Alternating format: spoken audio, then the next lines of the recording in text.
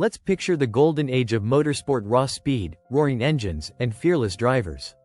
And in the heart of it all, thundering down the straight with a shriek of power, comes the Ralt Beasley B-2 race car, a stunning fusion of Australian ingenuity and British engineering prowess.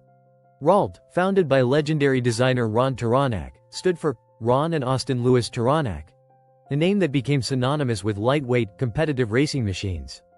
Taranaki, also known for his collaboration with Jack Brabham, brought surgical precision to race car design.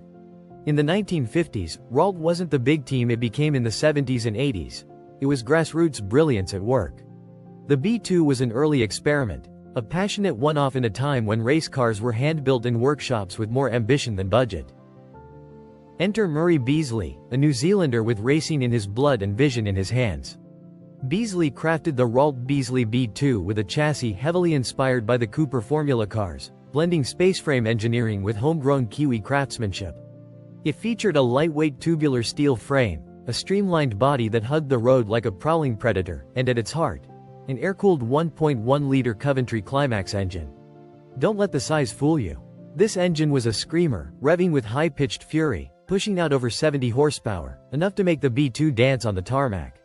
The enhancements from earlier Beasley projects included improved suspension geometry, a lighter and stiffer chassis, and better weight distribution.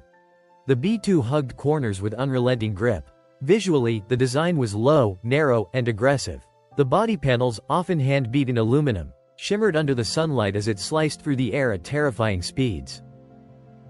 Imagine the moment on race day. The crowd holds its breath. Then, RAAAHHH, the Coventry Climax roars to life like a wasp with rage issues. That unmistakable growl escalates into a banshee wail as the B-2 hurls down the straight. It doesn't just go fast, it looks fast. Everything blurs as it flashes past, sleek, silver, screaming like it's challenging time itself. The B-2 made its mark on the New Zealand racing scene in the late 1950s.